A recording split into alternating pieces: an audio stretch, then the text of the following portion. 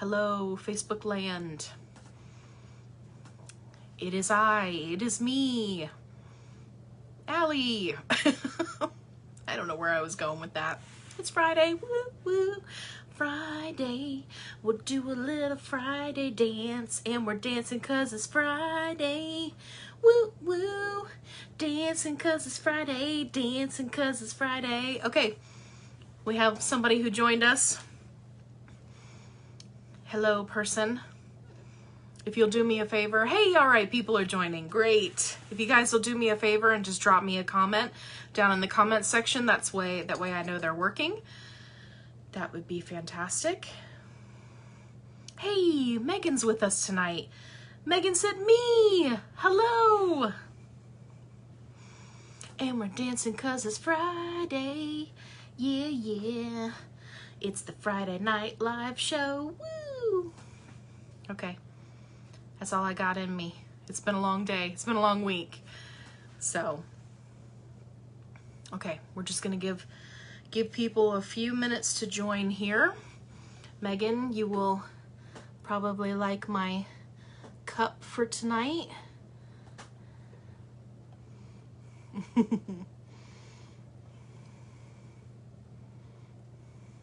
Pretty cool, right? If you are watching this, either the live or the playback, and you are not a Star Wars fan, then we can't be friends. I'm just kidding, we can be friends. But I will think less of you. I'm just kidding, but not really. Okay, all right, we've got people joining. Fantastic. I know I was a few minutes early, so just want to give everybody a chance to join. I think my computer went to sleep on me, which is fine. I'm just gonna clean up here while we give people a chance. We have a lot of really awesome topics to cover tonight. I'm very excited. We have some really great questions. I feel like as the group grows, like we get better and better questions to cover on our live sessions, so I'm very excited about that.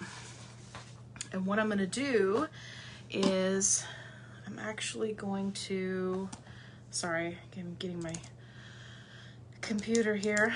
I'm going to pull up the questions. If I could put my password in correctly, that would help. Hey, we got more people joining. Okay, and here is the questions post. If you see a purple glare on my glasses, I apologize for that. It's just my computer screen's in front of me. Hey, Crystal, so glad you're here. Okay, great. What time is it? 5:01 Central Time. We'll give people a few more minutes to join because I know I was a little bit early. So, does anybody have any big plans this weekend? Anybody doing anything exciting? I have secret plans, which I will now tell you, but I can't say it really loud because Suze will hear me. So we're gonna go to the Exotic Animal Expo because I thought that would be fun. Like all the birds and lizards and all sorts of cool stuff, but she doesn't know that we're going. So it's just between you and me. Oh my gosh, Megan says it's my birthday tomorrow. Well, happy birthday tomorrow. That's fantastic. I hope you guys are doing something fun. You have to tell me what you're doing. Birthdays are the best. Funny story about a birthday. Suze's birthday is next week, and I got my months mixed up. So I got all of her birthday presents thinking that her birthday was the end of last month. Fun times. Yeah, so we've like been celebrating her birthday all month. She's been opening numerous presents. It's been fun.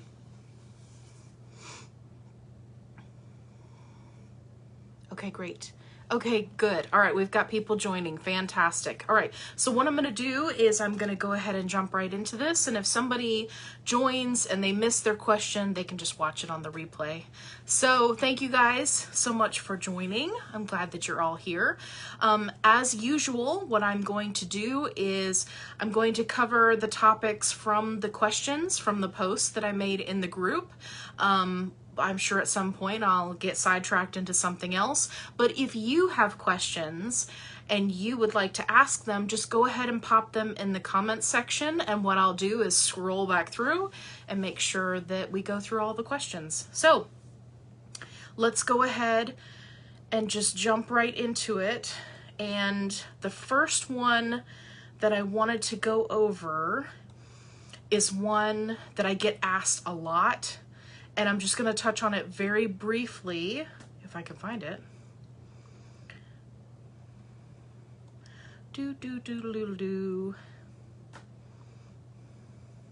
Okay, so this question was from Sabrina, and I get this question a lot, but I want to cover it very quickly so that we don't take up a lot of time with it, because I have gone over it in detail in other videos. So Sabrina's question is, where did you get your certification from? How to become a canine nutritionist? Where do we look? And she's asking about sketchy schools out there. So yes, jumping right to that last part, there are some sketchy, I wouldn't even call them schools. If you do a search for looking up how to become certified in canine nutrition, you're going to get a lot of those sketchy, right? You pay $25, you print out a certificate. Spoiler alert, that does not make you a canine nutritionist. Unfortunately, in the US, it's not something that's very well recognized, right? Whereas it is in other countries. So it can be challenging. So I wanted to give you a few options, just again, very quickly, we'll go through them. And there are more options than this. However, these are kind of the best ones that I've come across. So first up, the Science Dog. Now, the Science Dog has multiple courses in all sorts of topics. I recommend all of them. But Linda Case also has a masterclass in canine nutrition, so I absolutely recommend that one. But side note, I recommend all of her courses. And the Dogs Naturally University is another one. Now they have two courses that you can take. One is the advanced nutrition, one is just the regular nutrition. And then the other one is the raw food specialist, right? And that looks like this. So those two are some other options. And then the last option, which is kind of the most like college courses, is going to be Companion Animal Sciences Institute, or CASI.com. So they have, again, a regular course, an advanced course, so you'll want to take a look at those. Now, the thing with all of these courses is if you think that you're going to become a canine nutritionist to pay your bills, you're not. I always like to say that up front. I get a lot of really young people who join the group who get super excited about everything they learn, which just makes my heart so happy. But I like to be really honest and upfront with people. If you want a career dealing with canine nutrition, then you need to go the route of being a veterinary nutritionist. That's just the way it is in the US. Now, if you are in another country, they have canine nutritional options where you don't have to become a vet in order to do nutrition. So those are some things to consider. And yeah, so we'll just jump right into the rest of the questiones. Okay, so Lacey's question was about rotations, which if anybody is looking for more information on rotating diets, I do have a video on that, which I linked right underneath her question. So I highly recommend that you check that out. It's a pretty cute video. So for example, I have my poodle boy, Charlie, super cute, I love that name, on Honest Kitchen clusters and max meat. Okay, I will be adding raw, Steve's or Northwest Naturals. how to transition, and can we rotate between the two or mix? Thanks for all you do. Okay, great. So, Lacey, the answer to your question is yes. All right, let's move on to the next one. Just kidding. Just kidding. I'm not going to do that to you. But really, the answer is yes to everything. So, how to do the transition. If you search the word transition in the Facebook search, right, the little magnifying glass up in the right-hand corner, you'll see some infographics that help you with how to transition your dog from one food to the next. Now, one of the things that I cover in the rotation video is the more you rotate foods, the smaller the window of transition is that you need to transition from one food to the next. So, for example, some of my dogs, I could transition the next day to a different food and they would be perfectly fine. Some of them I can't because I currently have a puppy and she, hasn't built up her microbiome quite that extensively yet, but it really depends on the dog. Some dogs, they can never do a transition that's quite that fast. But if you do regular rotations, you can add and subtract and mix, right? You're asking about mixing. You can do that on a regular basis with very minimal transition. So how do you transition? Basically, what you're going to do is you're going to mix in a little bit of the new food, right? And remove a little bit of the old food in 25% increments, right? So 25% new food, the rest old food for a couple of days. Then you'll transition to 50-50 for a couple of days, right? Then it'll be 75-25, a couple of days, right? And all of this is laid out in the infographics. The one thing that I want you to take away when it comes to transitioning is every dog is different. And every time you transition to something new is different. So your dog may be able to do a complete food transition in 7 days. They may need 14 days, right? Let's say you're trying a fattier meat like duck for the first time. Your dog might need a little more time to get acquainted with that protein if they've never had it before. The same can be said of rabbit. I know there are a lot of dogs that they need a longer transition when it comes to rabbit. So, the other question was, can we rotate between the two? Absolutely. Absolutely. You can rotate between the two. So you could do 2 weeks of Steve's, 2 weeks of Northwest Naturals. You could add in some of the Honest Kitchen clusters in there. You could do a base of the Meat Max and then add the Northwest Naturals on top of it. You could do any kind of combination that makes your heart happy and that makes your dog happy. So one of the things I talk about in the rotation video is we have a tendency to put ourselves in this box that the veterinary community has created where it's like you just feed one thing and that's it, and you don't feed anything else, and you don't change the food, and you don't. That is a very boring life, right? We don't want to do that to our dogs, and that, as time has gone on, it's shown that that's actually how they start to have allergies.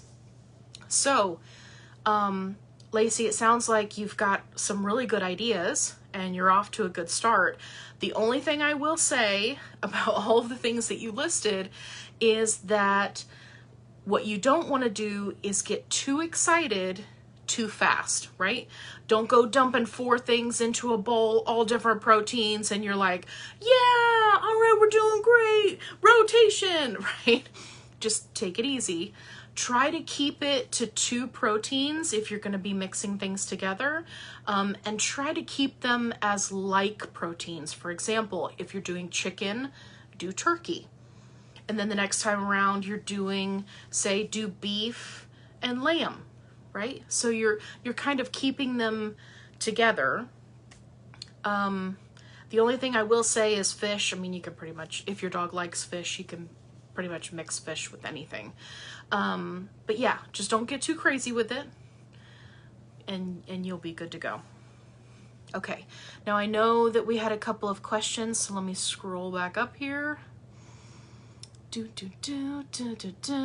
By the way, for everybody joining, Megan's birthday is tomorrow, so happy birthday, Megan! Hey, Kenya said, I finally made one. Well, fantastic. We're glad you're here. Hey, Sandy said, thank you. You're very welcome. Okay, yes, Crystal, absolutely. Just type your question out and I will answer it. Hey, Kathy. Okay, great. We got lots of people joining. Okay. Okay, Megan had a question. I'm going to toss up this question. That's her tossing a question. About lactating moms and meal plans that can help with milk production. Okay, this is a good one. I was actually going to touch on this because we had a post about it in the group, so thank you for bringing it up. What are great foods that help with increasing milk production? So, as far as foods go, you're going to want to look at foods that are high in protein, which is mainly going to be your fresh meats and your organ meats. With the exception of liver. Liver, you always, no matter what, you just want it to be 5% or less of the diet. You can overdose on vitamin A, so you want to be careful with that. But mainly like fresh foods is going to be the big thing. If you're feeding a diet that is mostly processed foods, fresh food is really the way to go. I mean, you'll see that milk production just double like that. I do have a video where I talk about some of the things that you can add as far as supplements go that can help with milk production. What I want to say about adding supplements is you want to be very careful that you're not asking the mama dog to increase her milk flow when she's already producing enough milk for those puppies. So, for example, if the puppies are not gaining weight, right? Or if we're running into a mastitis situation, if you increase the milk flow, it can be problematic. So you need to be sure that that's what you need to do. So the second part of her question is, she's talking about coconut water in moderation is okay to provide. Absolutely. Absolutely. One of the things that I will say is that people have a tendency to store their coconut water in the fridge, and I do recommend that you give it at room temperature. I like to give my dogs coconut water just from coming in outside, just as a little treat sometimes, but you want to make sure that it's room temperature. You're not giving it to them cold, just because it can be shocking to the system. But yeah, absolutely, coconut water, the unflavored Pedialyte, there are a lot of breeders who use those for their lactating females. That's also a good option. Really keeping the level of fluids up. So even if you're just mixing water, just straight up water, into her food and making it soupy, if your dog will eat it like that, that can help bring that moisture level up. And also, of course, the fresh foods make a huge difference. You can give her things like melons in moderation. Cucumbers are good with the skin on, right? So it's got the fiber. So yeah. Okay. Okay, Kiara says, is this process the same for weaning puppies? They are not doing very well on kibble they've been put on. So I think she was talking about the transition. So technically, yes, it's the same process, right? You want to transition them slowly. Having said that, if the puppies are not doing well on kibble, then it may be an issue of the kibble. Kiara, can you tell me, go ahead and type and let me know what it is that you're feeding and how old the puppies are. That way I can give you a better recommendation. Okay, great. And Lacey did join us. That's awesome. Okay, good. Okay.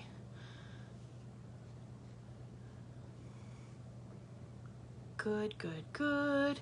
Hey, Brenda's here. Hey, Brenda. Okay, good. Excellent. And Kay's here. Excellent. Okay, good. All right, I'm going to answer Bridget's question, and then I'm going to jump back over here to the questions from the post. So let me just move up a little bit. Okay, so Bridget says, my golden needs to lose weight. What is the best dog food or fresh vegetables? Okay, so Bridget, what I want you to do is I want you to go into the files section of the group, and you're gonna scroll down until you see the turkey recipe. The turkey recipe has a very minimal fat content, but it meets all of the nutritional requirements. It's perfect for weight loss. I also want you to read the document in the files. It's called the Weight Loss Guide. It's also going to tell you to use that recipe. Basically, what you're going to do is use the turkey recipe, feed your dog that. You're going to get rid of all treats, okay? Especially anything that's a biscuit. Just give it to a friend, give it away, whatever you want to do. And then you're going to replace those treats with the vegetables. So broccoli, cauliflower, celery, cucumbers. There's a whole list in the files of all sorts of dog-safe vegetables that you can give them. So when you do this, first of all, your dog is going to love the turkey recipe. I have yet to meet a dog who didn't like it. They're going to get more excited about their food. So you may need to give them more veggies as treats, right? Because kibble has a tendency to be very high carb. And so it's very filling when they eat it, and it absorbs all the, water and stuff that they drink, and it kind of swells up in their stomach and makes them feel full. So you're going to want to keep that in mind. Your dog may act like they're very, very hungry. So feel free to give them the veggies and go from there. What you want to do is get them transitioned, right, from what you're feeding now to the turkey recipe. And then once they are 100% on the turkey recipe, that's when you start the clock. And you're going to want to stay on it for at least 30 days. And you're going to want to follow the weight loss guide, which is going to give you some ideas for exercise, things that are low impact, right? So it's not so hard on their joints, but you are going to have to get them moving just a little bit just to burn some calories.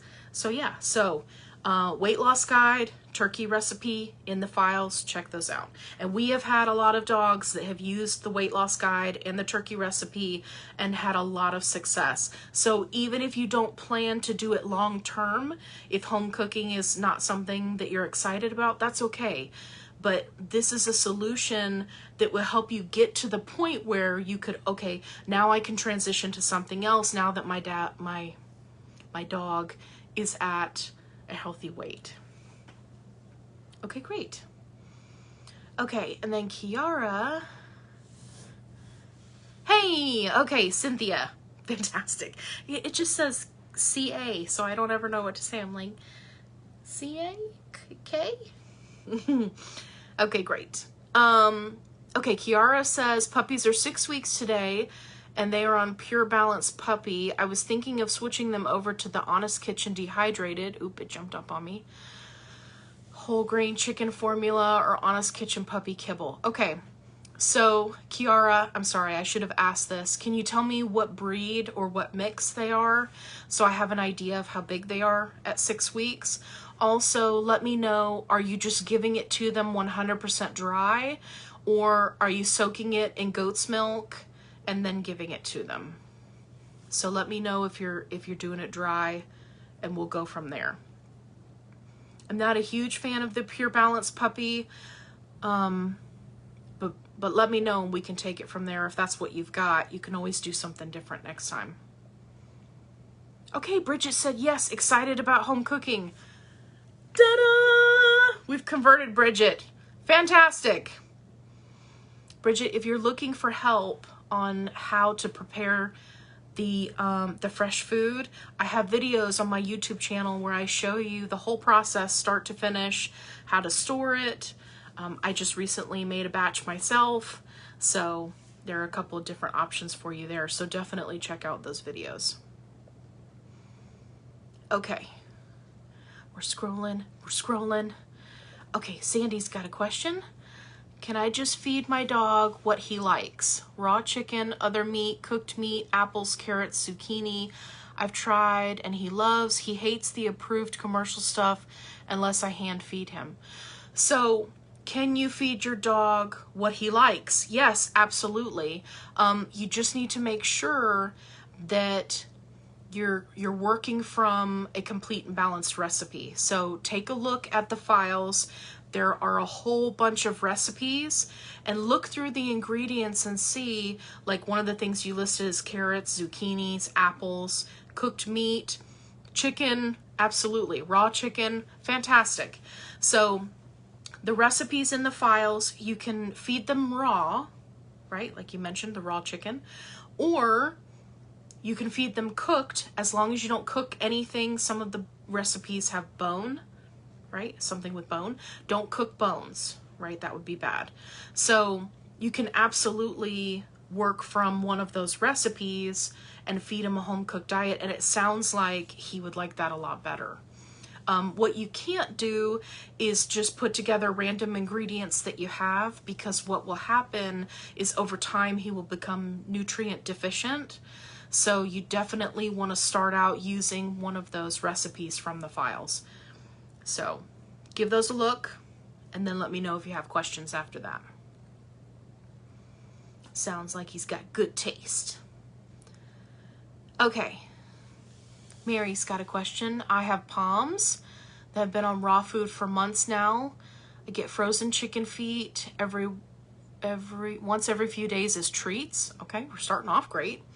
Today I was able to get some raw meaty pork bones at the butcher. Okay, that sounds good. These are the first raw bones bigger than a chicken foot or neck I've ever given, and I'm nervous. Okay, fair enough. Anything I should be aware of danger-wise? So, because I don't know what bones these are these rib bones? Are these leg bones? Assuming that they're leg bones, they're probably going to be bigger than what your palm could conceivably swallow. The main thing that I want to know is, are these bones cut, right? Did the butcher use the saw to cut them so that they have a flat edge, or is it like a whole leg bone with knuckles on the end and it's got meat on it? So let me know, Mary, let me know in the comments here, and then I'll be able to make a suggestion to you. So assuming that the bones are not cut, if they are whole, assuming that they are larger bones, then they'll be perfectly fine. What I would recommend is, if you have a crate, you can put your dog in the crate with the bone, or you can put them on a towel, right? Like in your kitchen or somewhere that's easy to clean.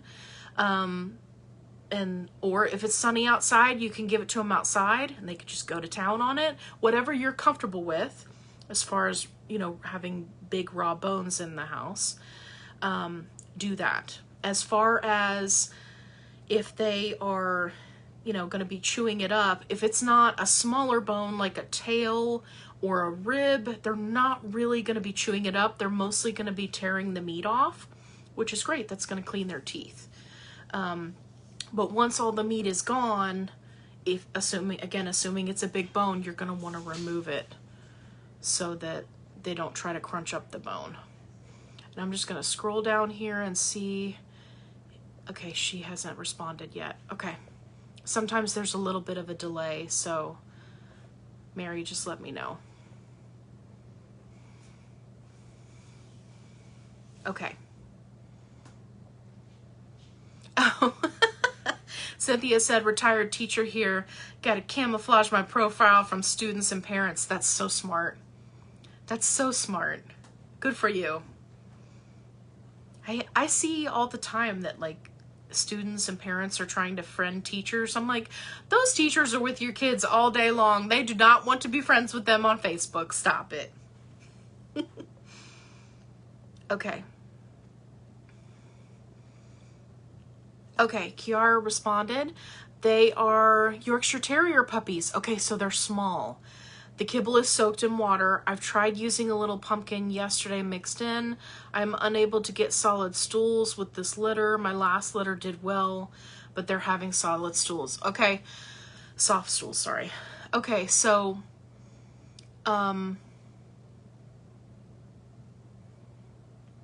yeah. I mean, if you've had them on it for a couple of days and you've still got soft stools, then I would give it a few more days.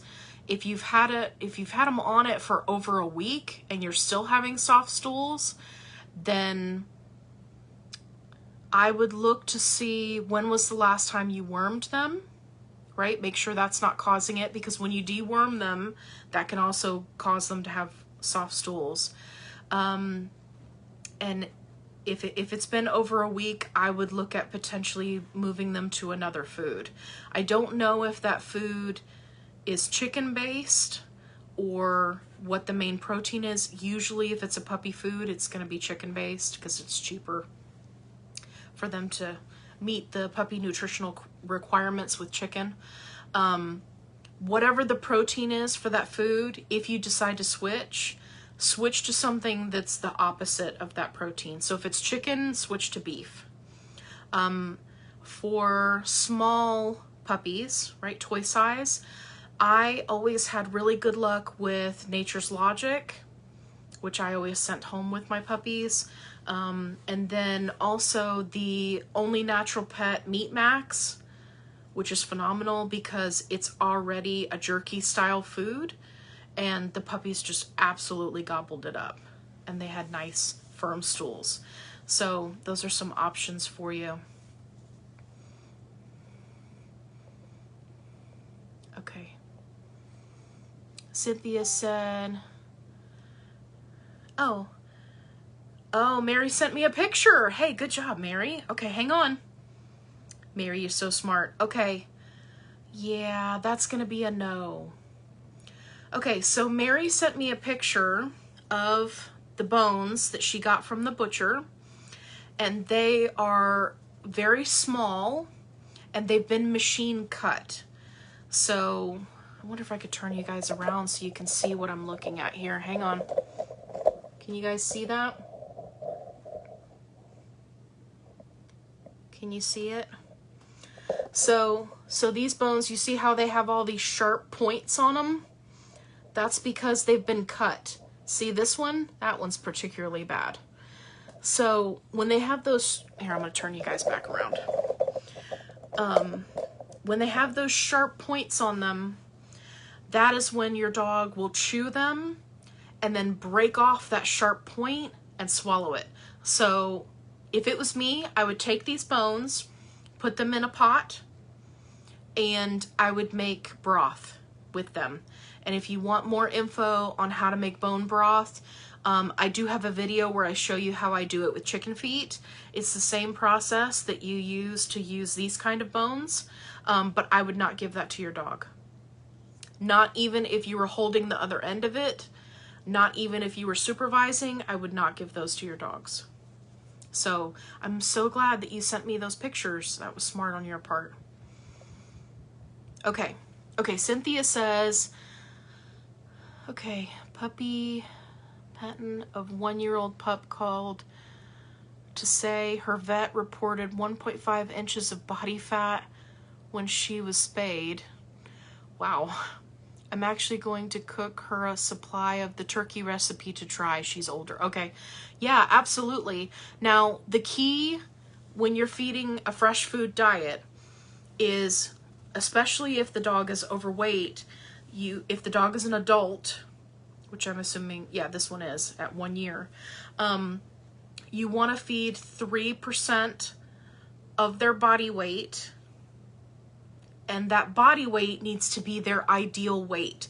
So Cynthia, when you tell her how much of this to feed, right, you need to figure out, okay, how much overweight is this dog? Is it 5 pounds? Is it 10 pounds? Is it, 1.5 inches of fat is a good bit of fat in a layer. That's 1 inch, so that's this much fat.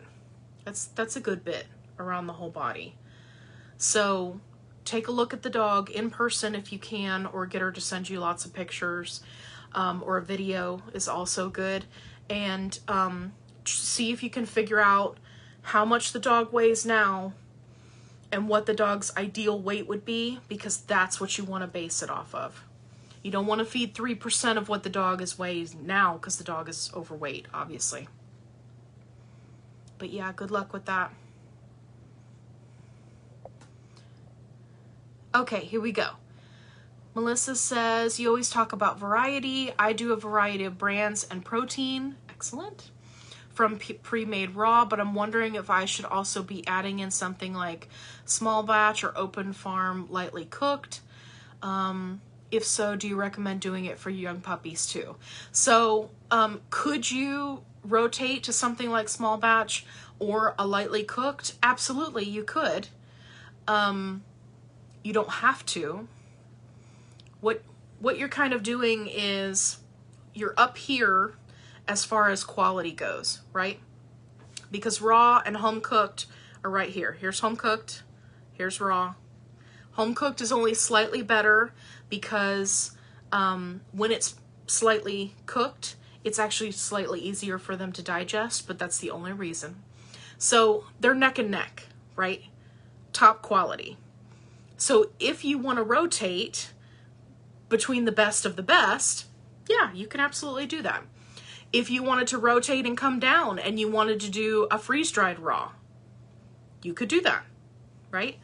That would actually be convenient long-term, because a lot of people who feed raw when they go to travel with their dog, or if they need to board their dog, right, then they want to be able to give them a freeze-dried raw if they're going to be boarding, or a family member's going to watch them, right, or something like that. So yeah, I would absolutely say mix in some of the freeze-dried raw. For puppies, you could do some of the Vital Essentials nibs, I think is what they call them. So yeah, absolutely.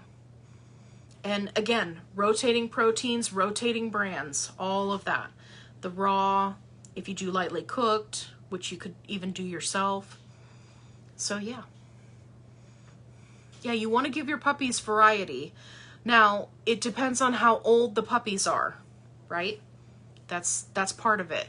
When you're first starting out with puppies and they are, let's say, 4 weeks till about 9 weeks, that is really not the time to be introducing a whole bunch of new stuff. Because what's going to happen is their microbiome hasn't really had a chance to build up enough to be able to handle it. So if you're feeding puppies that are in that range, you really just kind of want to stick with one thing. And then once they reach that 9-10 week old mark, right, their immune system is up, that's when you can start really working in rotation. Hey, Teresa's here. Fantastic. Jaleesa said, hi, Allie. Hello. Glad I could finally catch a live stream again. Been super busy getting ready for the move. Oh, yeah, that is a stressful time in life. Nobody likes to move. Okay, I see we have a few more questions, but I'm going to jump back over to the questions here. Ready, go. Okay, Debbie says, I'm sad to see some vet nutritionists on YouTube saying not nice things about raw and fresh feeding, while recommending the top dog food companies. I understand people can get fresh feeding wrong, but why not educate rather than always be pro-kibble? So, Debbie, there's a very good answer for that. So yes, it is the people who do fresh feeding, who just throw together whatever, right? They are the reason why vets do not recommend fresh food. It's also the people who do a bunch of research and they think that they've got everything under control, come to find out they don't. So it can be challenging, right? I have a lot of people who come to me for consultations because they're just overwhelmed. Even just trying to calculate how much to feed their dog, they're overwhelmed. So the other reason why vets make these recommendations is because they are not trained to make any other recommendation, right? If you go to your vet and say, hey, I want to feed a fresh food diet, how much of this complete and balanced recipe do I feed my dog? They are going to look at you like you're crazy. Unless it's a holistic vet who, also does nutrition. If it's just your average Joe vet, they're going to go, you're crazy. Why do you want to do all that work? Why are you going to cook? You just feed them, just pour it out of the bag. Why are you going to do that? What if you don't do it right? Right? They're not saying that because they're legitimately concerned about your dog. They're saying that because they don't have anything else to say. They don't have a real answer. They can't answer your question because the answer to your question is they don't know. Right? So, to be fair to vets, veterinarians, they have to wear many hats, right? They are a profession that is unique, unlike any other, where they have to be a general practitioner, a surgeon, right? Sometimes a specialist, sometimes a reproductive specialist, right? They have to be all of these things all in one. A disease pathologist, right? Like they are from one minute they're dealing with a litter of puppies, the next minute they're having to euthanize an elderly dog, the next minute they're having to fix a broken leg, right? They are being pulled in so many different directions. And again, they're not really equipped to help people that are, looking for a nutritional solution. The other thing is, they're not trained that food is a cure, right? They're not trained to understand the value of good nutrition. Just like when a doc, you go in to see your general practitioner and you're like, hey, I'm feeling kind of sluggish. I really don't feel good. And I don't want to do anything, right? And they're like, oh, okay, well, what's changed lately? And you're like, well, I've been eating McDonald's for 2 weeks straight, right? Your doctor's going to go, well, that's not a good idea. You should probably eat healthy foods. But that's as far as they go, right? What do they do from there? They refer you to a dietitian or a nutritionist, right? Except in our country, we don't do that. When it comes to dogs, anyway. We don't refer them to the nutritionist, right? We just go, oh no, here, just feed them this different thing. Just change the food. Their stomach's upset? Well, here's what you should do. You should do the exact opposite of what I've always told you to do, which has been to feed the same thing all the time. You should put them on chicken and rice. Let's put them on a protein that has the highest allergy rate, and let's put them on the starch that has the highest rate of inflammation. There you go. That'll fix it. They make these recommendations because they don't know. They don't know any better. So, anyway, Debbie, there you go. It's just one of those things. Okay. So, we've got Teresa's question over here. I think Teresa also has a question here. There's a little tiny fly buzzing around. Okay. Teresa would like feedback and info on the ins and outs of microchipping. Okay, Teresa, are you ready for this? I've never microchipped a fur baby. Don't start. Before, but it seems to be commonplace. Don't do it. But wondering about the risks, there are a lot. Or just anything to consider. Yes, don't consider doing it. I declined it today with Toots having her knee surgery. I saw someone in the group was hoping you could elaborate. Okay, so I'm going to tell you a little story. but it's not going to be a little story about Jack and Diane because that's a totally different song. So when I first met Suze, she had a Manchester Terrier named Eddie. Eddie was fantastic. He was old as dirt, and he was blind and deaf and had a huge, huge tumor on the side of his neck. He could not turn his head to that one side. He could only turn his head the other side. When the tumor first started to grow, Suze took him to the vet, and the vet found that the microchip had moved, which they do all the time, and it was actually blocking a gland close to his spine. So not only was it completely inoperable, but it continued to grow and grow and grow and grow and grow until it finally became a problem. So here is the problem with microchipping. There are a lot of risks, right? And the only positive is that if someone finds your dog and decides, hey, I'm going to be a good Samaritan and I'm going to take this dog to go be scanned to see if it has a microchip, and the microchip is working and it's in the right place and they're able to scan it and find it and identify, then you could get your dog back. Now, because I know what Toots looks like, I can tell you that's not going to happen. If somebody finds Toots, they're going to be like, oh my God, this dog is so cute. I'm going to keep her forever and ever.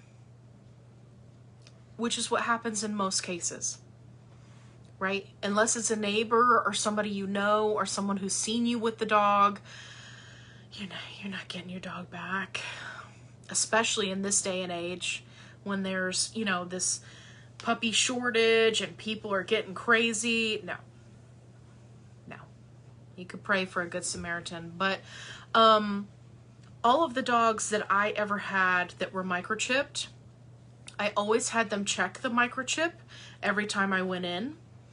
And within a year or two, it stopped working. And do you know what the solution is if it stops working? They just stick another one in there. So you just got multiple microchips just floating around in your dog. That's not really a solution to me, especially considering what happened to Eddie.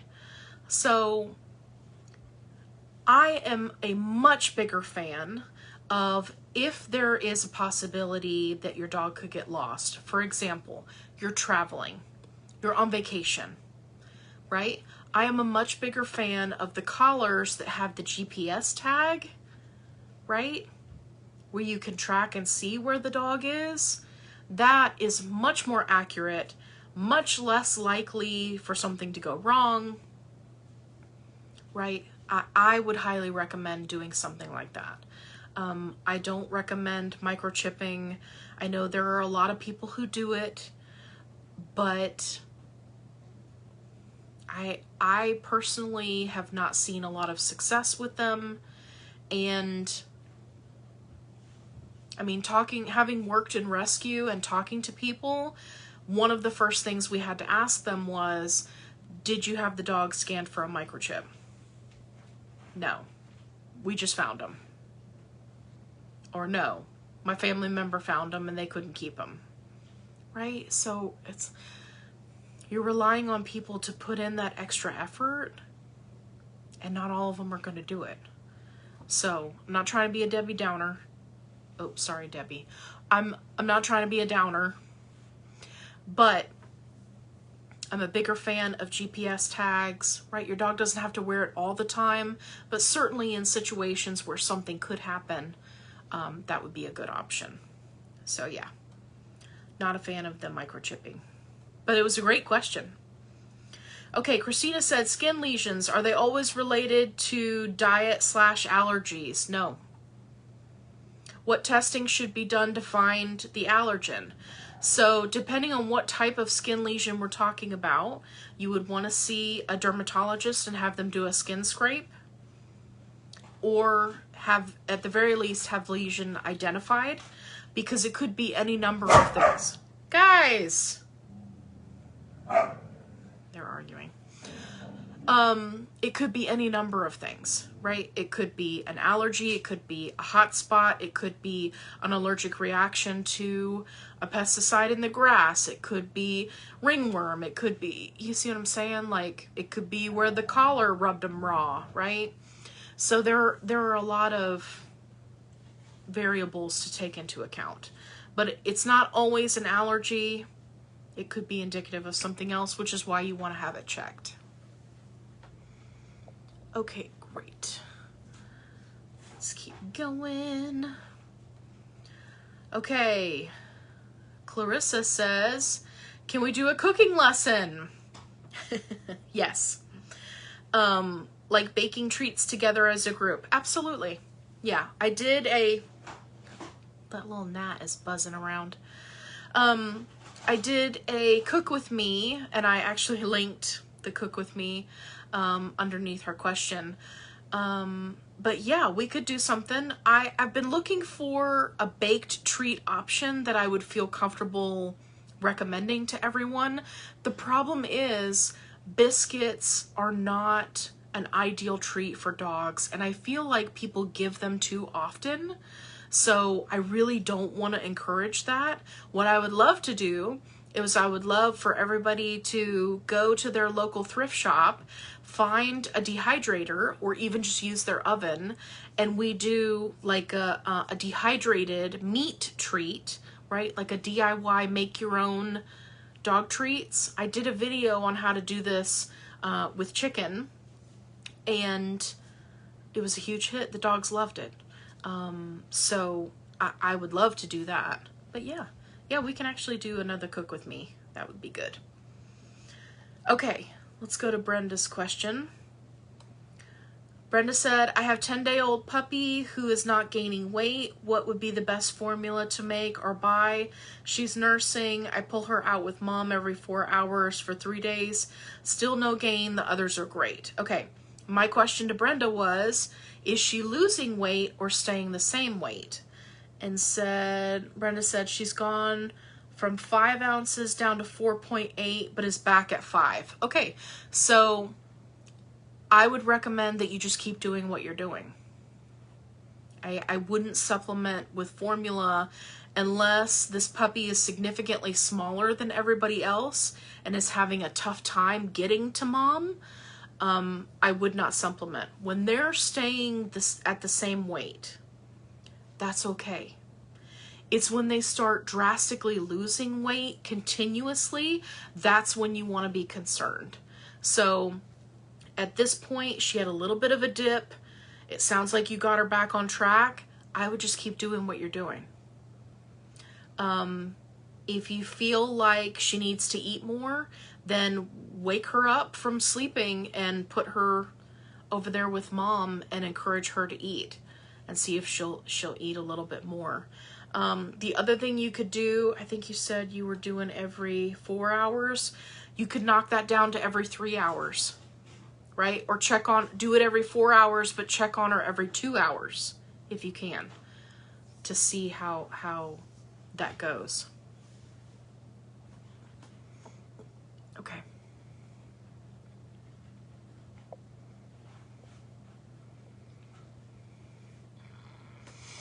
Also, I ordered one. Okay, Melissa said, also I ordered one of the probiotics in the files because 2 of my guys were sick. They are better now, but I'm wondering if I should continue this in their diet or not after the container is gone. After the container is gone, I would say just give them a couple weeks off. What you want to do with probiotics is you want to use them for a while and then give them a break. And then incorporate them back in, and then give them a break. You also want to do a variety with probiotics, right? So you can do a commercial variety, like a pill, right? Or powders, they do powders. And then maybe you give them a break, and then the next time around you incorporate some fermented veggies.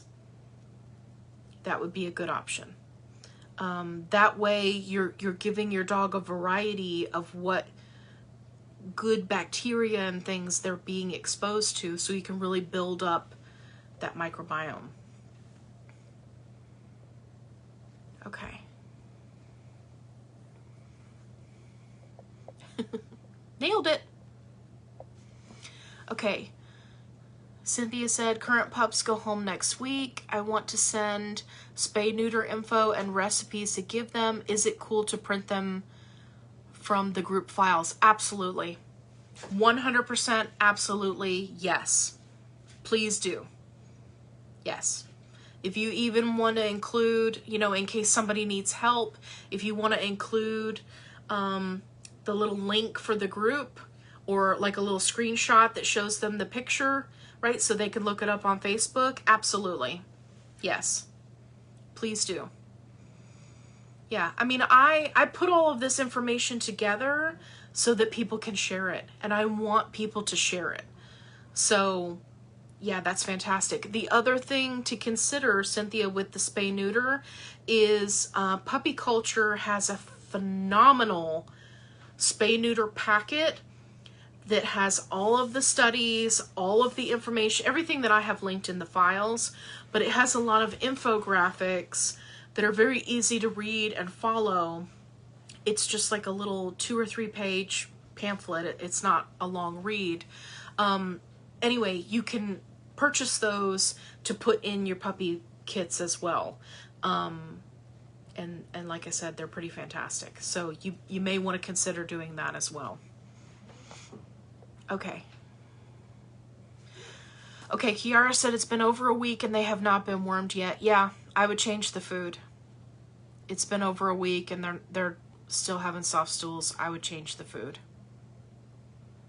It sounds like whatever that base protein is, it's just not sitting well with them. Which can happen when you're a puppy. I mean, think about it. All they've ever had is their mom's milk. And now they're being fed this, you know, burned, processed, hard food, right? I mean, imagine if you were a baby and the first thing you ever ate was like, I don't know, Hamburger Helper, right? It would be really shocking to your system. You'd be like, whoa, so many things. Can you hear her out there? It's funny.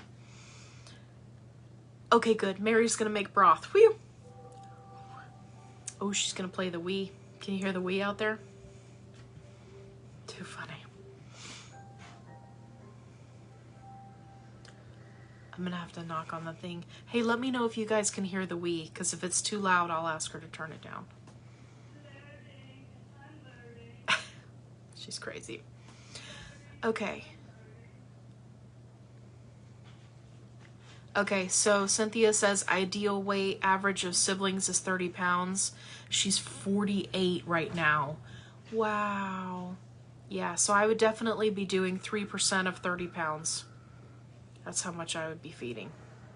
Okay, Melissa's got another question. Puppy vaccines. Do you recommend vaccines for puppies under 2 pounds and 6 weeks old? Absolutely not. No. No, no, no, no, no.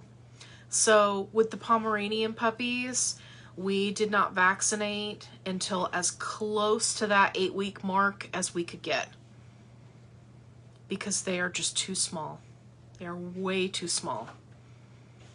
And I also don't recommend that you do any of those like a 5-way or a 9-way shot where it's got all of this stuff all packed into one. Don't do that either. And definitely no lepto. I mean, most vets are smart enough not to do that, but just in case, don't do that.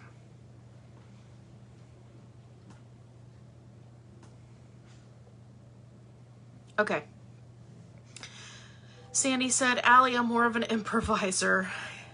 Got lost in the files. Didn't ever find anything, so I ended up not making any recipes. I feed willy-nilly, and I'm afraid the dog is not getting a balanced diet.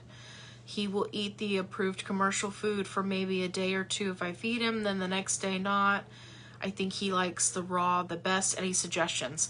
Then I would do a raw commercial food. I would try that. Or see if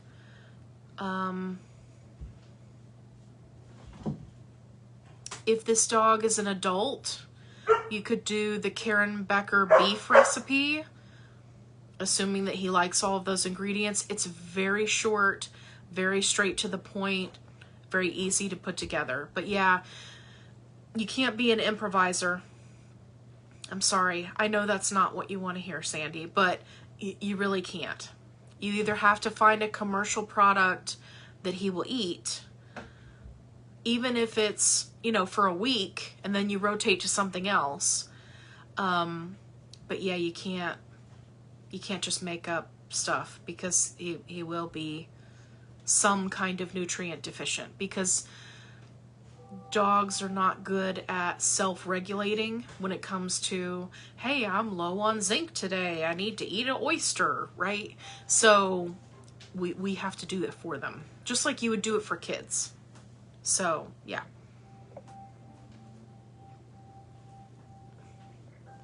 Yeah, Teresa, we got your question. Okay, good. Oh, she got it.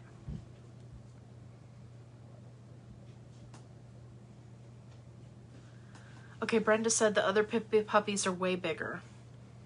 Yeah, I would just get in there and make sure every 2 hours that puppy is right up there next to mom and can eat if they want to.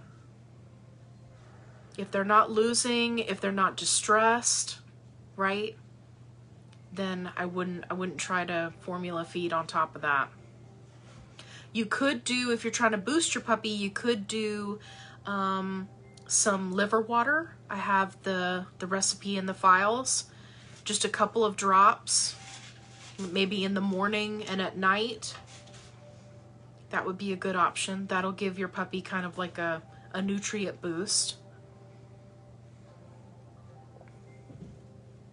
Okay, Cynthia said, my mama of an 8-week litter weaned at 6.5 weeks is blowing her coat. Yeah, very common. Anything besides chicken feet and a multivitamin I can try? Yes. I actually have a video about how to make your dog's hair grow, which is specific to females who have blown their coat. So there are quite a few supplements that you can use. I'll have to link that video for you. It's in the nutrition playlist. So if you go to my YouTube channel, go to the nutrition playlist, and you'll see it in there. It'll have a bowl of food with like all these supplements lined up, says how to make your dog's hair grow. There are a lot of different options you can use, which are good. So definitely check that out. Okay. Absolutely, I'll send group info. Just change my contract language to remove spay language and encourage keeping intact. Good for you. Research converted me. Excellent. I'll look into the puppy culture packet. Thank you. You're very welcome. Yeah, and if you want to give them an option, if they're still worried, because a lot of people, you know, either keeping their dog intact or keeping them intact until 2 years and then doing a traditional spay and neuter, it can be really scary for them, right? Because all their lives they've been fed all of these myths about dogs being intact, right? Because here in the US, we don't believe that people can be responsible pet owners. So you really have to start from the ground up when you're educating them about how to be responsible pet owners. You have to boost their ego a little bit, right? And say, hey, I know that you've been told your whole life that you can't handle this, but guess what? You can. And here's the information that you need, right? So ovary sparing spay and vasectomy, there is a group for that. There's also if you look in our group, I have the link where you can search and find a vet that's close to you to do an ovary sparing spay or a vasectomy, and they can do that much sooner than a traditional spay and neuter. So yeah, but Cynthia, high five. You are awesome. That's fantastic. I wish all breeders would do that. And if they did, then our dogs would be healthier right, and live better lives. So thank you for doing the research. Thank you for being awesome. Okay. Lacey said, what about detox for rabies? Okay, so there is a product. Let me pull it up here.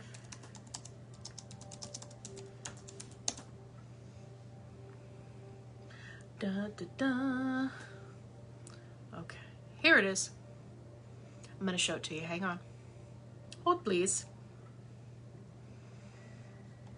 Can you make it bigger? Can you make it bigger than that? Okay, guess not. Well, I really wanted to make it bigger so people could see it. Okay. So the product is by Adored Beast, and it's called Anti-Vaccinosis. And you can use this for any vaccine, but it is widely used for, hey, we're going on a trip, hold on. It is widely used for rabies. So let me show you what it looks like. You can see that. I can't get you any closer to the screen, I'm sorry. Can I make it bigger? I can't make it bigger. I'm sorry. I need like a highly technical setup so that I could pull things up like on a big screen behind me. That would be great. So Adored Beast Anti-Vaccinosis. That's what it's called. And you can just order it online. I'm pretty sure Amazon carries it. It's like 20 bucks. But yes, I highly recommend that. It has a very good success rate, both for dogs and cats, just for all you cat people out there. So yeah, I would definitely take a look at that.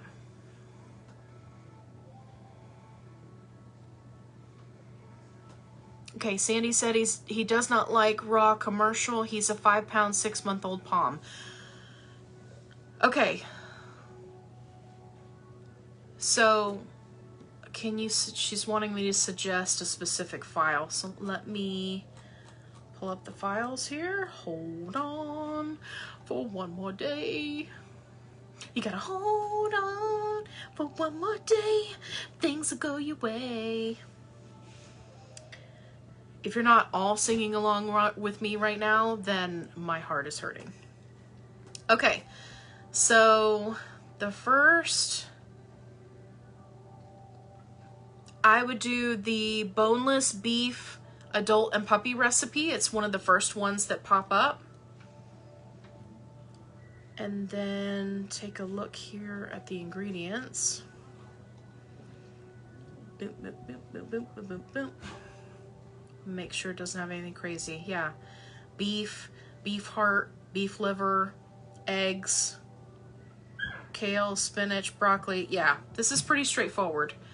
So I would take a look at that one. And this is a larger batch recipe, but you could make a smaller amount of it. You just have to make sure you get the ratios correct.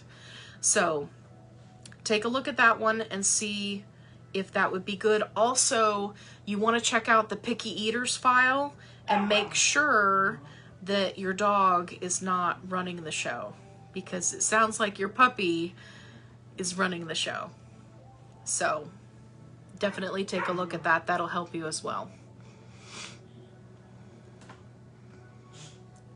Okay, Brenda said thank you for all your help. You're very welcome. Keep me posted, by the way, and let me know how your puppies are doing.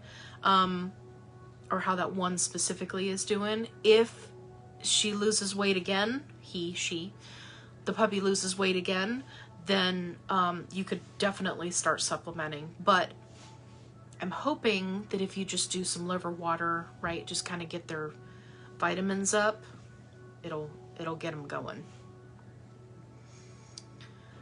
What vaccines do you suggest for 8-week-old Pomeranians? So if you can do just parvo, you can do parvo, and then you can do the distemper, the nose one, right? It's not part of the shot, it's the nose.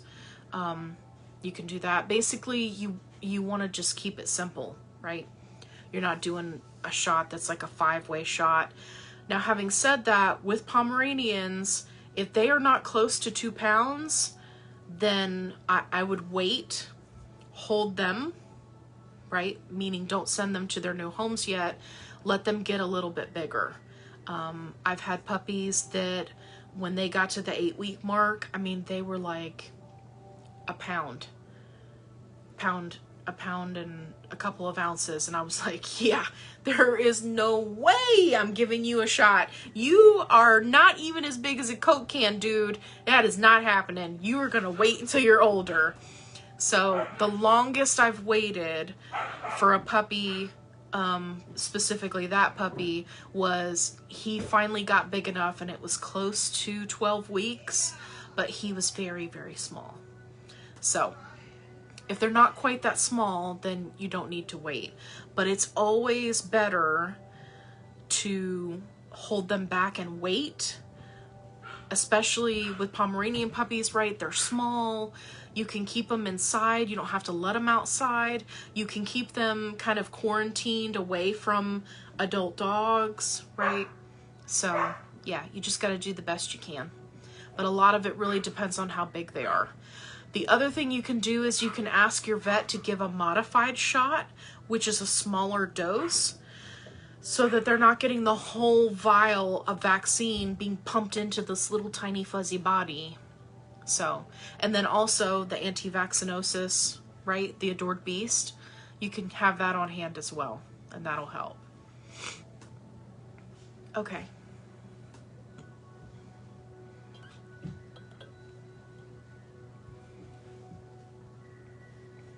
Okay, let me go back to home here. Bear with me for just 1 second.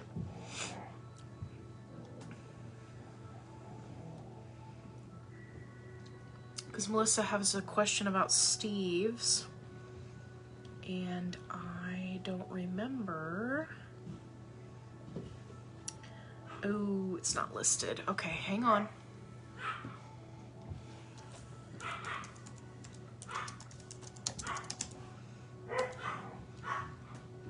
I can hear Bear and Remy out there playing.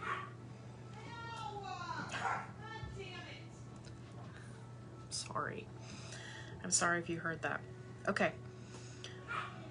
Okay, so Melissa is asking, do you recommend Steve's to start 6-week-old puppies on for raw since they are with us? We don't have a rush on when to go vaccinate. Just want to make sure. Okay.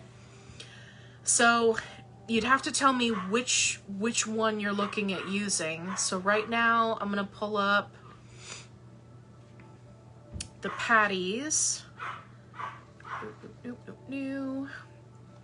Because this is the challenge with commercial raw feeding. You will go and look up a food and it'll tell you the ingredients, and it's all well and good, right? These are all good ingredients. But then it doesn't tell you if the food is all life stages, which with puppies is important. Okay, so this one didn't tell me. Hang on. Bear with me.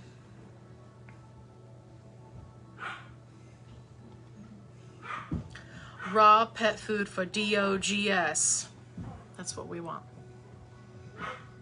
Raw dog food. Frozen diets. Here we go. Okay, so they've got the patties and we've got nuggets. I'm gonna look at the nuggets because that would probably be more appropriate for puppies. We're gonna look at beef.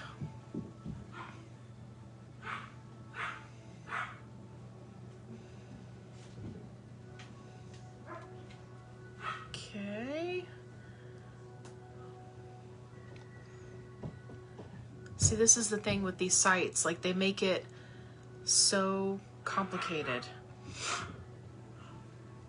Okay, it does list a feeding amount for puppies, kittens, or pregnant dogs, but that's not enough. That's just the feeding guide. Okay, go back. Okay, Melissa, I may have to divert from this because it's taking up too much time.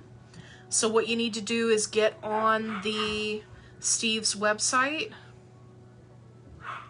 and find their nutritional statement, right? Their AFCO statement. I have one very similar from one of our other questions printed out here. So this is what the AFCO statement looks like. I'll put that up so you guys can see it, right?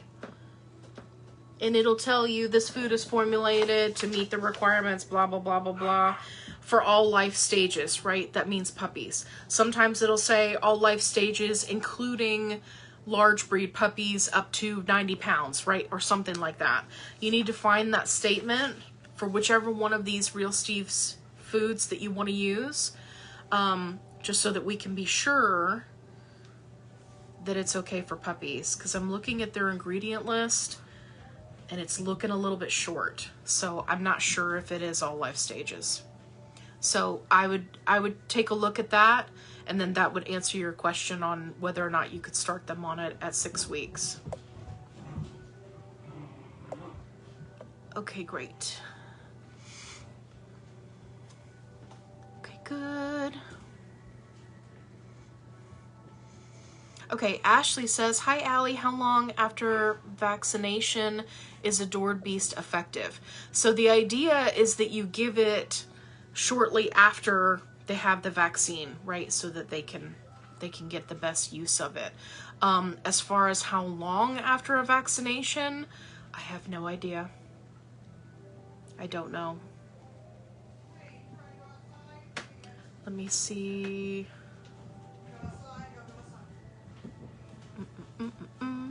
Researching.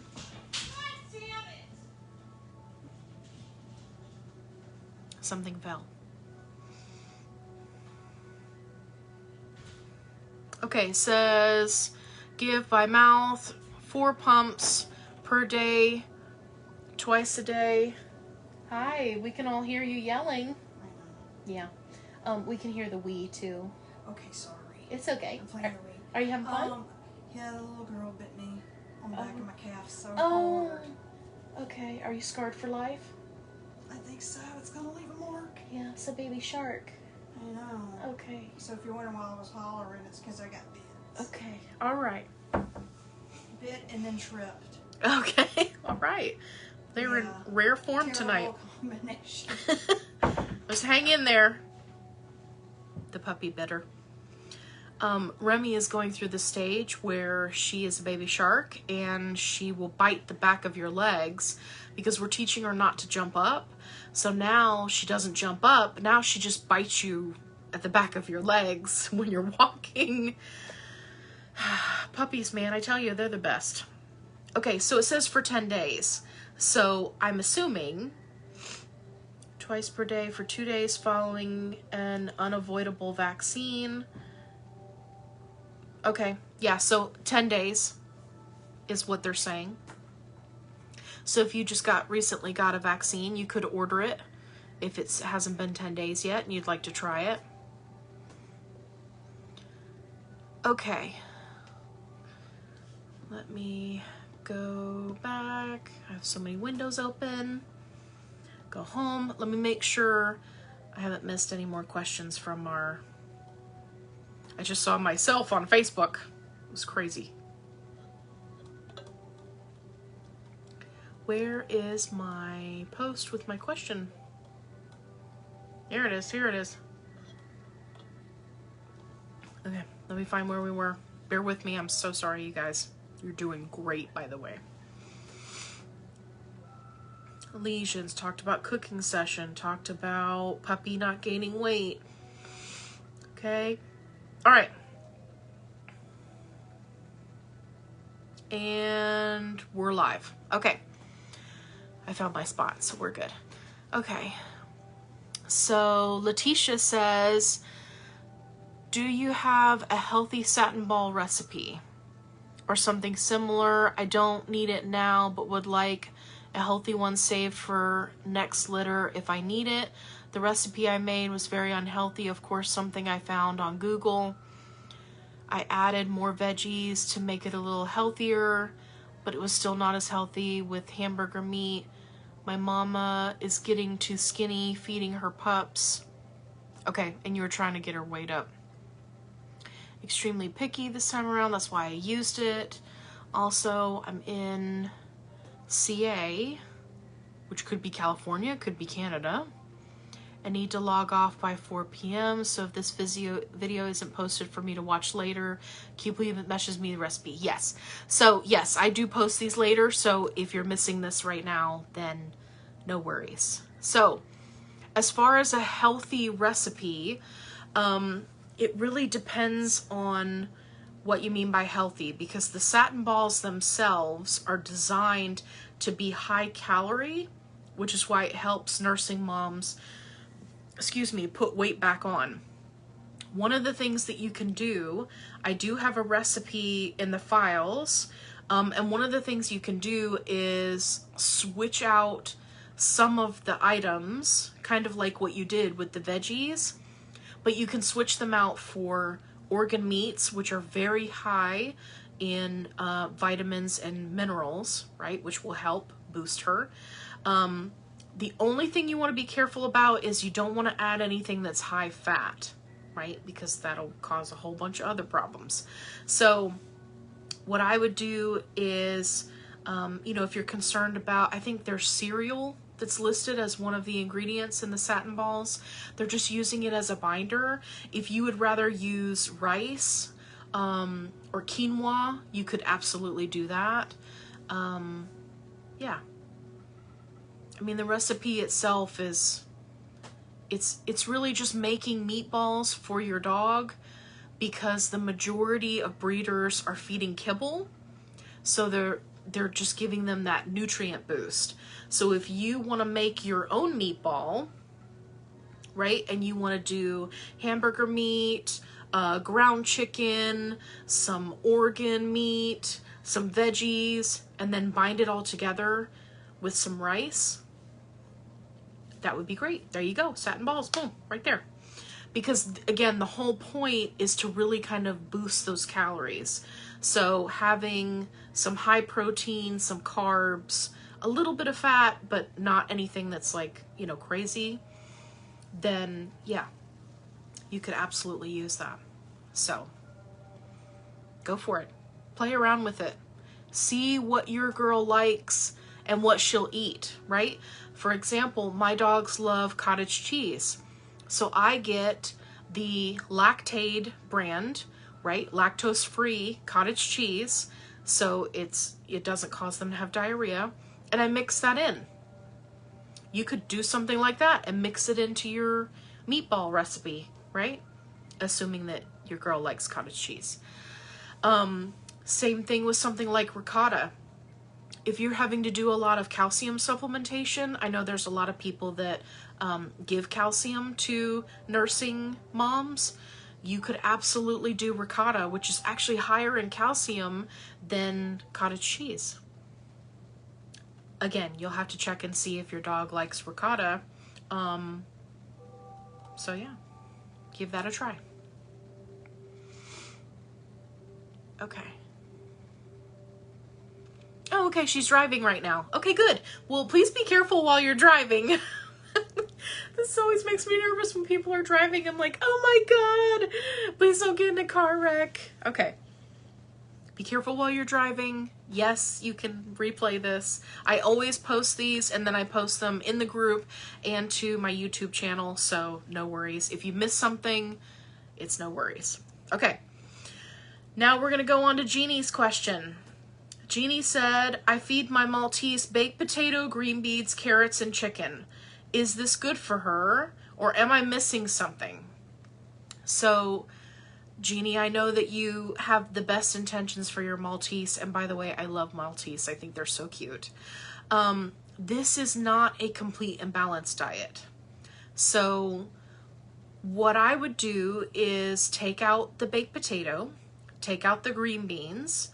Now, the carrots and the chicken is a good start. And what you could do, I see in the next part of your question, is you were talking about that you just ordered the Life Abundance for All Life Stages kibble to add to her food. Is this good for her? She is 5 pounds and 1.5 years old. So There is one variety of the Life Abundance food, and I believe it's the All Life Stages, but I'd have to double check, that does not contain potatoes and legumes. So, Jeannie, you're going to have to check the ingredient label. If it's the one that has legumes, peas, right, any kind of peas or beans, then I don't recommend that food. They only have one variety that doesn't have it in it. That's why I don't recommend that brand. So, definitely take a look at those ingredients. Now, as far as feeding a commercial product and then adding fresh food on top of it, you can absolutely do that. So, let's say that you, didn't go with the Life Abundance and you were looking at the list of approved foods that I have in the announcements and you decided to go with one of those. You could absolutely add some carrots, some chicken, right? Let's say you're eating steak tonight, right? Because it's Friday night and you worked all our week and you deserve it, right? You could cut off some of your steak, right? Preferably not the super fatty part, the meat part, and you could share that with your dog. You could cook it or you could give it to them raw, right? So there are a lot of options that you can use as toppers. You just want to make sure that if you're not working from a complete and balanced recipe, that it is not the majority of what you're feeding. So if you're going to do a commercial product, then do at least 50% of the commercial product, and then the rest of it could be, fresh food. Or you could do 75% commercial product, 25%, right, fresh food. You just got to be careful. But since your dog is already an adult, it should be fine. But to be perfectly honest, at 5 pounds, if that Maltese is the only dog that you have, I would just get one of the complete and balanced recipes out of the files and use that. Because at 5 pounds, they require so little food because they're so tiny. So you should definitely consider giving that a try. Okay. Okay, great. Now we are down to Sandy's question. Sandy had a really great question. Okay,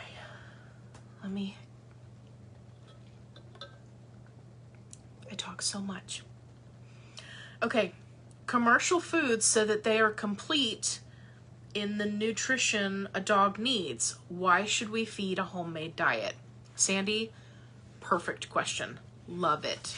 Okay, so let's talk about commercial foods and their labels. And I really am hoping that this is not backwards for you guys. If it is, I am so sorry. So what I wanted to point out is when you look at a pet food label, right? I'm hoping you guys can see that. It's backwards for me, but I'm hoping that it's normal for you. We're just looking at the top pink square. So one of the things that you'll see is that they have items listed as minimum and maximum, right? So what does that mean? So when we're looking at this sheet, here, I'll turn it this way in case you guys want to look at it too. So when we're looking at this sheet, we're going to look at this first one. It says a minimum of 40% protein. Well, what does that mean, minimum? Oh, Teresa said it's backwards. Okay, hang on. Let me see if I can do something. Hang on. Hang on. Dun, dun, dun, dun. Hey, look at that. Can you see it? It should be the correct direction now. Okay. You let me know if that's right. I'm going to keep on talking. Uh-oh. Hey, Suze. Hey, I gotta get something. Oh, okay. My apologies for It's the okay. interruption. That's all right. You're fired. Oh, by the way, the camera's facing that way, so don't do anything crazy. I'm showing them the paper. Okay, so if you take a look here, you see where it says crude protein minimum 40%, right? Fat minimum 30%, fiber maximum 2%. So what does that mean? What that means is that the absolute minimum of protein that they can have in the food is 40%. that does not mean that there's 40% protein in the food. It could mean there's 70% protein in the food, right? The minimum for the fat is 30%. So, okay, so the minimum amount that they're going to have in there is 30%. But what's the maximum? What's actually in the food? 7. So the answer is we don't know, right? That's part of the problem. Is it becomes challenging. If we look over here at this other one, it becomes challenging to try to figure out, okay, well, this says a minimum protein of 13.5%. Well, that's pretty low, right? But that's a minimum. It could be significantly higher than that. So it's hard to say what the food actually has in it because they're not required to put it on the label, which in turn means they're not required to be accurate in the food. And that's what you have to take into account. So they're saying it's complete, but is it really complete? The other thing that you have to watch out for, that says down here on this little infographic, is that even though it says 27% protein on this one down here, it doesn't tell you anything about the quality of the protein, right? Which can be problematic. So if this protein is coming from corn, which does have protein in it, but also highly inflammatory in your dog's system, well, then it's not really useful protein that your dog can use. Okay, so here's the other thing that you want to take into account. And I'm going to fold this paper back so I can hold it better so you guys can see it. Bear with me. Okay, so this food is a vet prescribed food that I've got listed up here. So you can see the protein, you can see the fat, right? And then it's got all of these other nutrients. What is the one listing that's not on here that they are not required to tell you? Carbs, right? If you were to look at the back of a nutrition label for a pet or a human product, right, it would say protein, fat, fiber, carbs. Well, pet food companies don't want you to know how much of the food is carbs. And here's why. So if we just take this one as an example, I'm going to pull it back a little bit. How do you calculate up the carbs? Now remember, this is an estimate because as you can see, it listed a bunch of minimums and maximums, so we don't know what the actual analysis of the food is. So, in order to calculate the carbs, you add up the protein, the fat, and the ash. Now, what is ash? Ash is exactly what it sounds like. It does meet a nutritional need in the food, although it could be met by something, you know, a little more nutritious than the ash, but that's beside the point. So you add up those three components, and that's where we come down to my math here. I went ahead and did it for you. If you're like me, you're not very good at math. So you add up your protein, your fat, your ash, and that brings us to 39.5. So then to find out the average percentage of carbs, you're going to subtract from 100. And that brings us over here to 60.5% carbs. Now, I want to put that in perspective for you because a lot of people don't realize how many carbs their dog actually needs. So, max carbs needed for a working dog, a dog that has an 8-hour-a-day job. I'm talking a dog who is on the ranch, who is running, you know, all day, bringing in the cattle, collecting up the sheep, right? A dog with a job. They max out at like 45% carbs. Puppies also max out at like 45% carbs. This food has 60.5% carbs.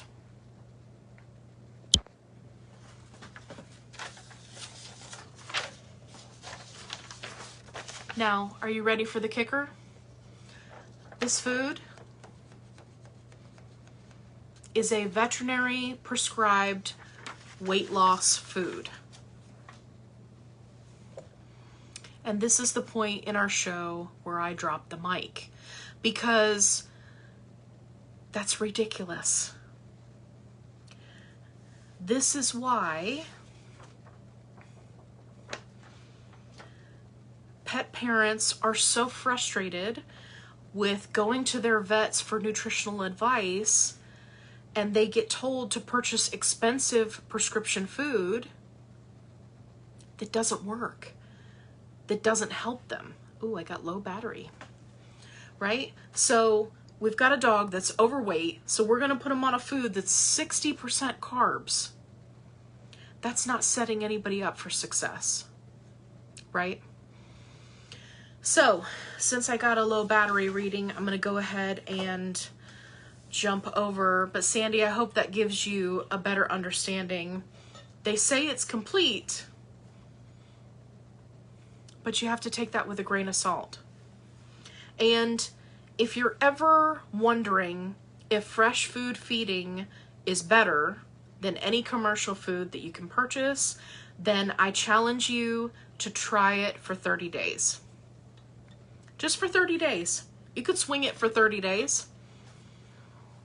If you take one of the recipes from the files and either feed it raw or do cooked, right? Remember, don't cook bones. And just try it for a month. And then see the difference in your dog. See the difference in their skin, their coat, their energy level. The whites of their eyes will be brighter. They will have so much less poop. So much less poop. And the poop that they have won't stink nearly as bad. Like, people just don't even understand. All you little dog people who have dogs that are going potty on potty pads, you don't know what you're missing. Put your dog on a fresh food diet for a month. I guarantee you, you'll see the difference. Okay. We've just got a couple more questions here, and then I think we're caught up. Okay. Paula said, please advise about flea preventatives I've bought from Dr. Mercola to apply between shoulders. Oh, an oil. Made the water, apple cider, neem spray. Neem spray is very good. And have sprinkled diatomaceous earth. Okay, good. So, one of the things to remember about diatomaceous earth, and this is where a lot of people go wrong, is it only works when it's dry. So if you want to spray it, if you want to sprinkle it in the yard, if you want to put it topically on your dog, you can. It might make them a little itchy, but it only works when it's dry. If it gets wet, if you give it to them to eat, it's not going to work. It only works when it's dry. So keep that in mind about diatomaceous earth. Neem spray, spot on. I use neem spray. As far as the Mercola oils to apply topically, I can't speak to those because I've never used their products, but I do have a file about flea and tick preventative if you want to check it out and see. I use Wondercide, neem spray, but I have it all listed in there, so check that file. Okay. And then Andrea was looking for something that she could use, but she's in Canada. I need to find more Canadian products. I'm sure that there is probably some place that has neem spray because people use it, the neem spray. So definitely check that out. Okay. Does anybody else have any other questions before I jump off of here? One of the other things that I wanted to mention when talking about doing raw or home cooked for an expecting female is she doesn't need a special diet. We had somebody post earlier that asked for a diet specifically for mamas. They don't need, right? You just work from a complete and balanced recipe and you feed them more, right? Because they're growing little puppies inside of them. So what you're going to do is just feed more of the food that you're feeding. The only supplementation that females really need is folic acid, right? Because that is what is thought to prevent cleft palates. So, but that's really the only thing as far as pregnant females that you have to keep in mind. I'm just scrolling through the book to see the book. You can tell I need to eat. Scrolling through the page to see if there's any other questions that I could answer. Nobody has any questions here. Oh, hey, Jeannie's here. I missed my question about life's abundance. My phone died. I'm so sorry. It's okay. I'm getting ready to post this, so you'll be able to watch it. But yeah, no problems, because I went over it for you. What do we think about canola oil and dog food? Meh. Dog food companies use canola oil because it's cheap and it meets a nutritional requirement, but it's not the best oil for the job. Okay. This poster was talking about her dog going into heat. Should I feed her a bit more during this time? You will actually find that most females in their heat cycle, they actually don't eat as much. So you don't, just let your dog kind of set the stage, right? Okay. I think that's it. I think that's all we got. Okay. So, just some group updates that we'll do real quick, and then I'm gonna jump off of here and go eat some dinner because I'm starving. We have some awesome videos coming your way, specifically about all of the fantastic treats at Momentum Carnivore. And we are actually going to be doing a team up. I am super excited about this. So if you are looking for healthy treat options, stay tuned, because I'm going to have an exclusive coupon code just for you guys. And I am so stoked about it. They have all sorts of toppers, right? This is the pork heart topper. I mean, look how perfectly that is vacuum packed in there. Can you see that? That is awesome. Their packaging is just great. Here we go. Here's turkey liver. Right? So anyway, I'll showcase all of that in a video, but stay tuned because we're going to have an exclusive coupon code and I'm pretty excited. Okay, great.